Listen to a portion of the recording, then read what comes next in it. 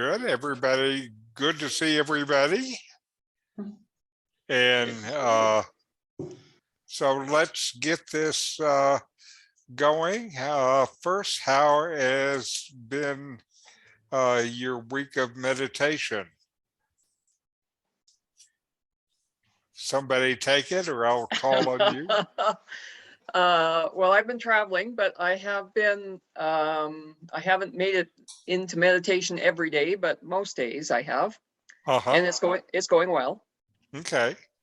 So the meditation sessions themselves are still fine and pretty peaceful? Yeah. I mean, they vary a little bit, but Sure. Yeah, they're good. Of course. Okay, how about you, Doug? Well, I guess mine varies some too. Some days is better than others, but usually I just start meditating and not concerned about the time. And generally, when I do look at the clock, I've been meditating. Usually, it's right around between 20 and 25 minutes. Very good. And if you've been meditating and kind of lose track of the time, that is really encouraging because it indicates some kind of absorption. So that's Well, great. yeah, I think so, because I'm surprised that much time passed. Yes. I think we all have experienced that. Okay. So how about you, Carol? Well, I'm the laggard in the group, I think, but I had a really good meditative session yesterday with Richard's satsang, which talks about that specific, the non-duality that we have been studying for many years. So I catch up with myself every few days. Okay. So we need to work on more of a regular practice. You think? Okay, I think. That's terrible when the teacher shows up to be the one who is having trouble. Excuse me, phone is ringing. Carol's got to answer the Hi phone. there. Yeah. Okay. So today we're going to continue talking about the Yoga Sutras, even though this is a meditation session. I think they are very, they are. I don't think they're very appropriate. Let me go on. I have a short video that I'll start with. Let me go to it. Yeah, I like her. So let's begin with chapter 1, Samadhi Pada. So the very first sutra. Yeah, I think her name is Luz. Says right? Atta Yoga. So I thought I'm going to wait for Carol because she's I'm listening to Carol's Zoom bombing conversation. us anyway. Okay.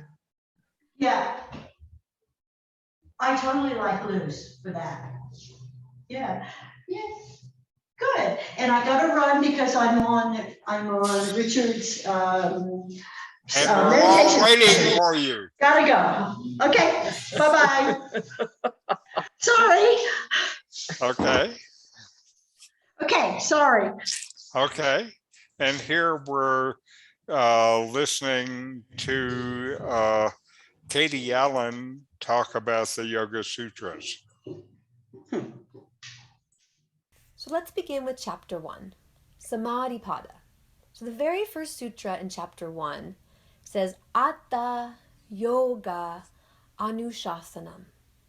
Here we begin the teachings and practice of yoga. Many Sanskrit texts begin with the word atta. So atta signifies get ready. You're committed. Stop what you're doing. Pay attention. You're going to learn something new. Yoga is the subject matter. You're going to learn about yoga, the complete system of yoga. Anushasanam. It means you are following the experience of a teacher who has followed the experience of a teacher. Thus, it is a lineage-based system where wisdom has been passed down in an unbroken chain for thousands of years. So you are actively participating in this stream of wisdom. Atta Yoga Anushasanam. Here we begin the study and practice of yoga. And the deeper layer of this, Atta, signifies the student. The student is showing up and is committed.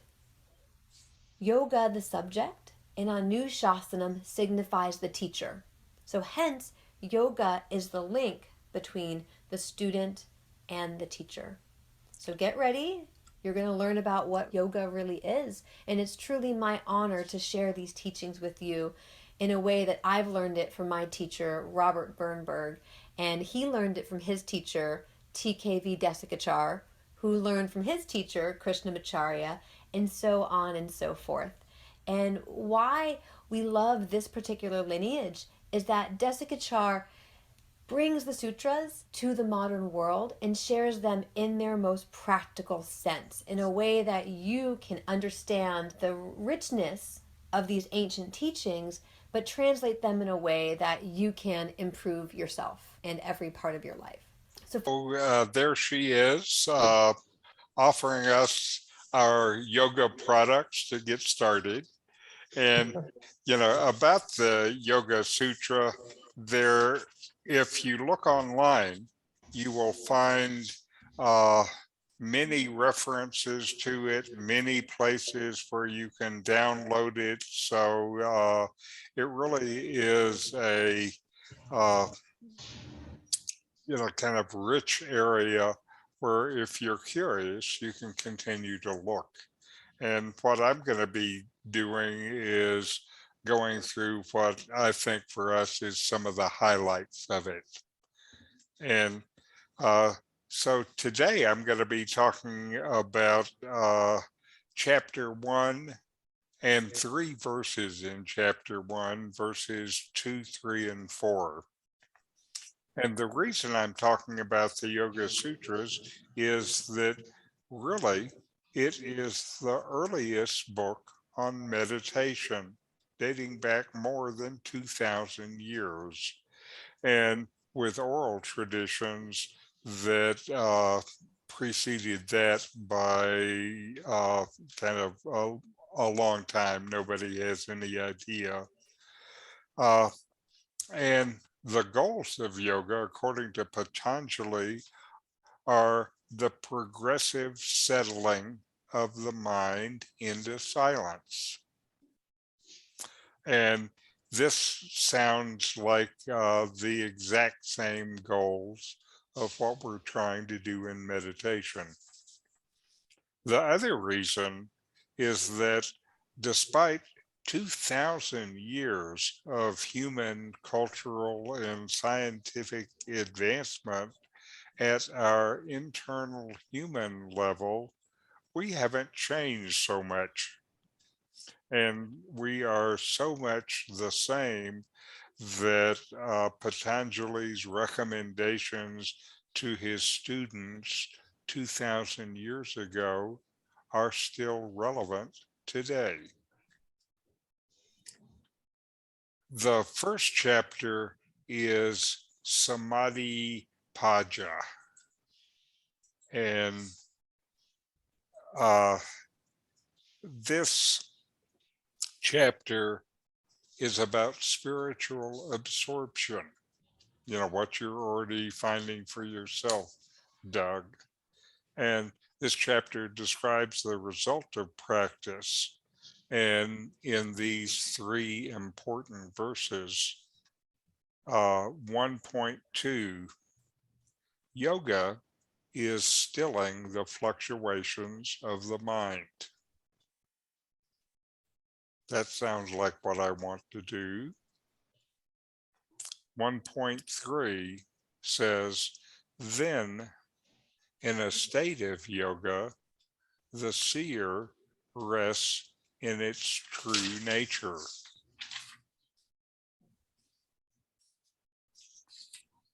And 1.4 says, otherwise, when not in yoga, one remains identified with the fluctuating thought waves.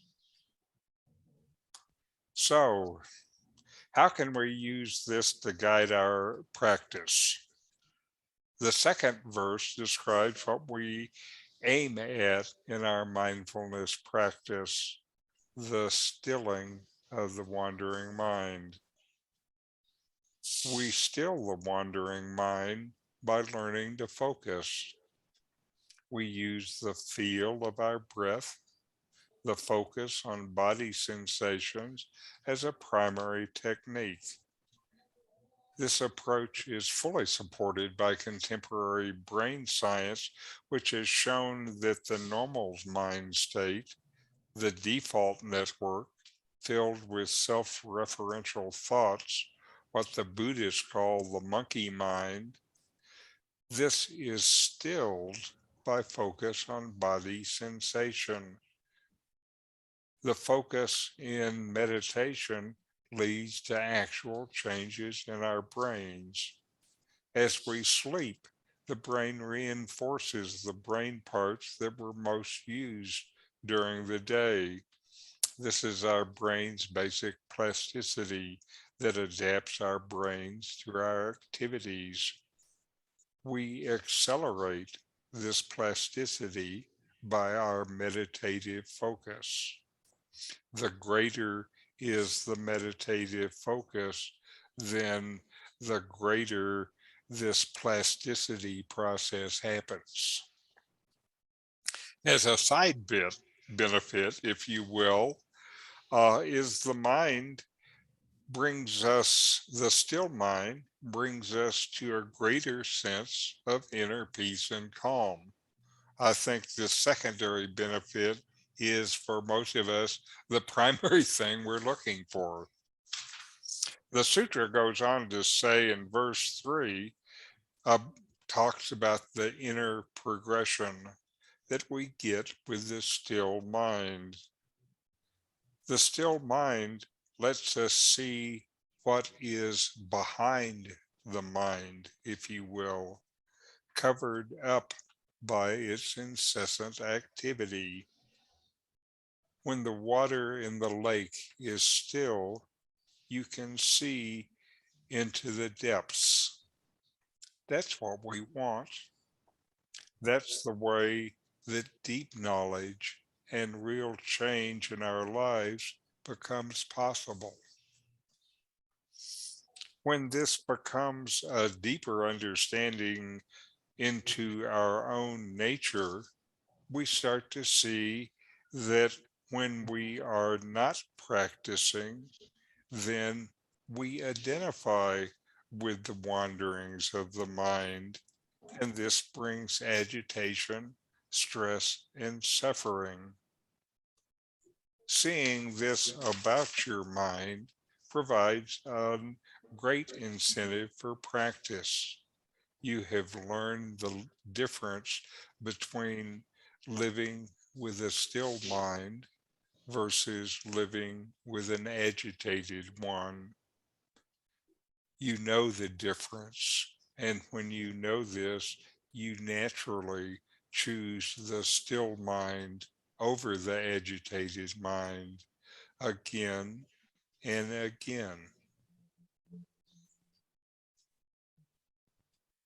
So that's how the Yoga Sutra begins and what it has to say for us. What yoga is about is how to create a still mind. And when you see the still mind, you're able to see yourself more clearly.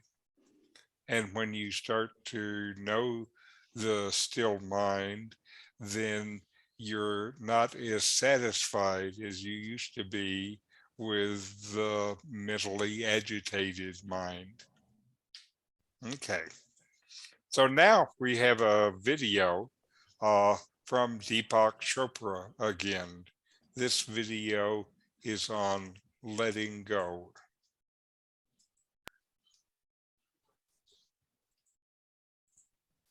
Oh, excuse me. Now we have our first meditation. Yeah. Okay. Can't even follow my own script.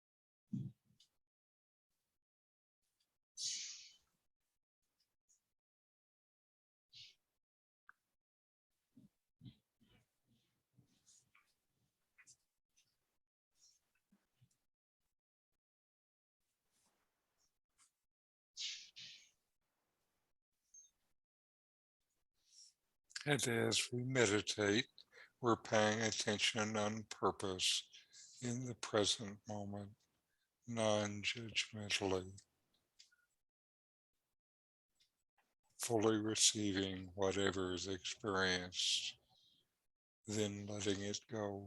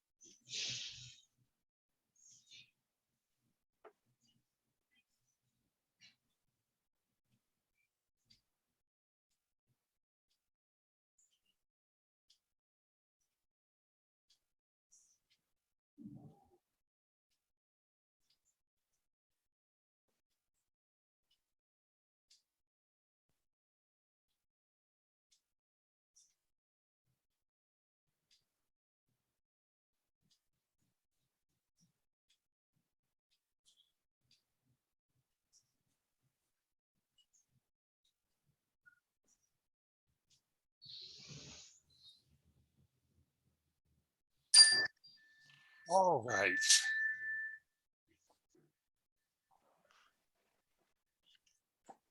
Now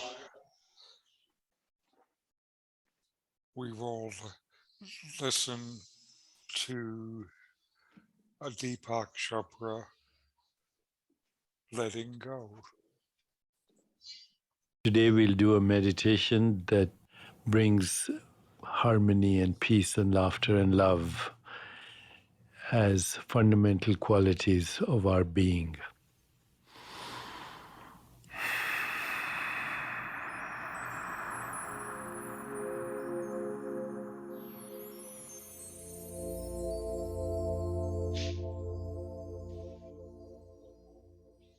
Please sit quietly. The most important thing is to be comfortable. Plant your feet on the ground, uncross your legs. Keep your hands on your lap, hopefully palms facing up.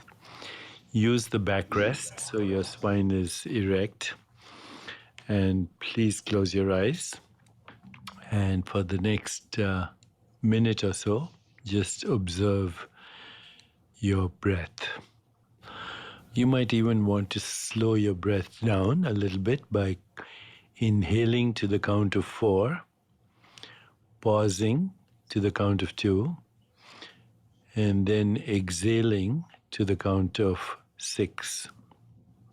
When you do this, your breath rate will come down to about 8 from normal about 14. And just slowing the breath will stimulate your vagus nerve, that is the healing nerve in your body. So I'll let you do this now for the next 2 minutes.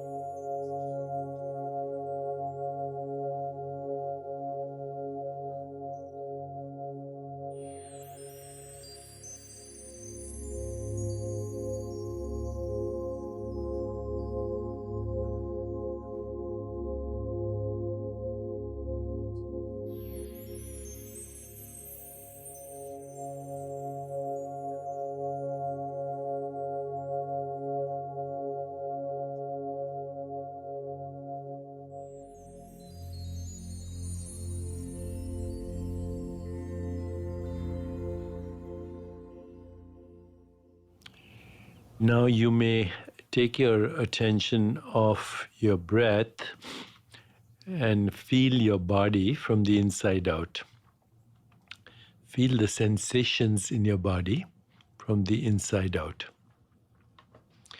Anywhere in the body where you feel slight discomfort or even slight sensation, bring your awareness to that. Bring your awareness to any sensation you have in the body. It doesn't matter if it's uncomfortable or comfortable, but just bring your awareness to any sensation. Be aware of the sensation.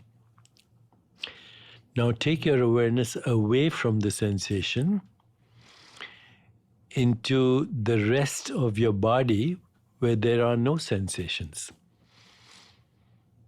And now bring it back to where there are sensations. Alternate between being aware of the sensation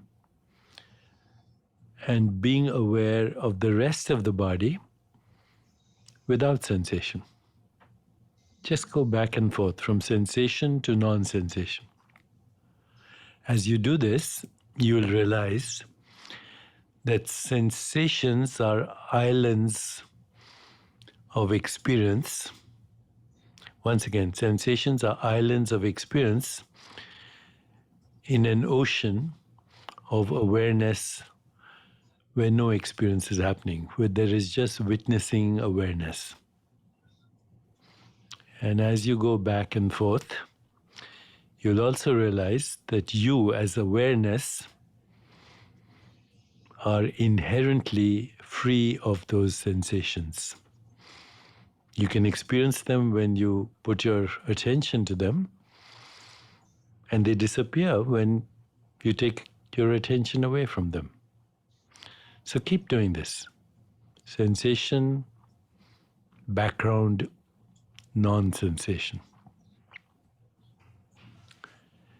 And now just have the thought that those sensations, which are islands of discomfort, are slowly melting, dissolving in the ocean of awareness. Awareness is healing, because awareness is spirit. Awareness is consciousness. Please continue for a minute, feeling the sensations and then moving away into the ocean of non-sensation, just awareness. You're shifting from awareness of sensation to awareness itself, to the pure awareness of witnessing the sensation. And now let go of that and bring your awareness into your heart. And mentally seed your heart with the following 4 intentions: peace, harmony, laughter, love. I'll repeat those words. Just mentally repeat them to yourself, keeping your awareness in your heart, which is physical heart, emotional heart, and spiritual heart all at the same time. Peace, harmony, laughter, love. Peace, harmony, laughter, love. Peace, harmony, laughter, love. Now rest in your body. Just relax, rest in your body, rest in awareness, rest in being, rest in existence. You may now slowly open your eyes.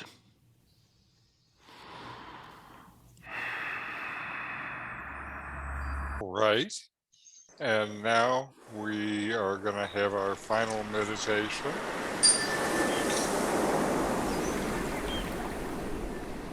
Breathing in, I feel energy filling my body. Breathing out, I feel calmness spread throughout my body.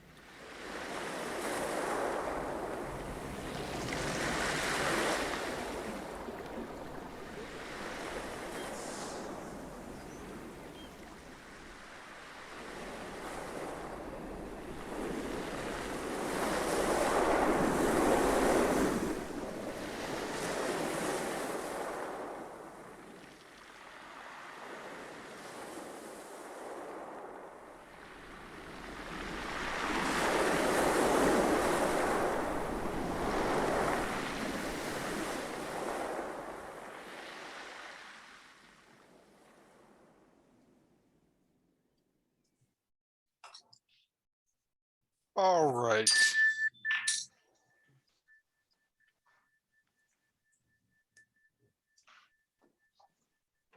And now we'll close with a short chant. Om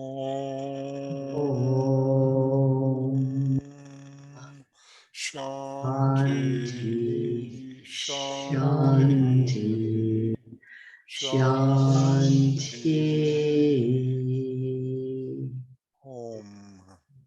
Peace, peace, peace. Peace. Well, very good.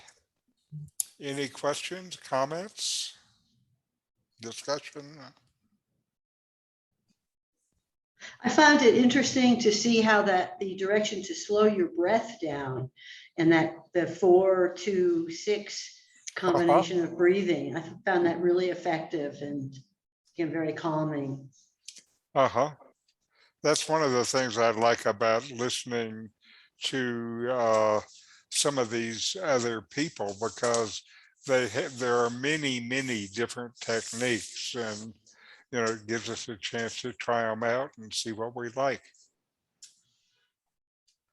Now, this is the second time we've listened to Deepak Chopra, and I've really liked both of them.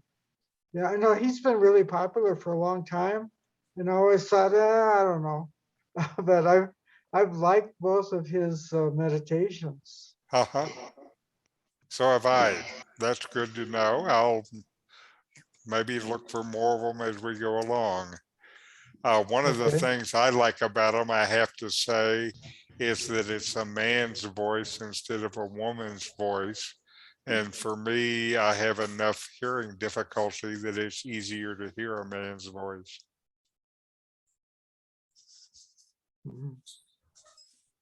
Anyway, very good. We'll see you next week. And it was a good session, and It was happy to see you. Thank you. okay. Thank you. Have good meditations. Thank you. You Thank too, you. Richard. Namaste. Namaste. Bye.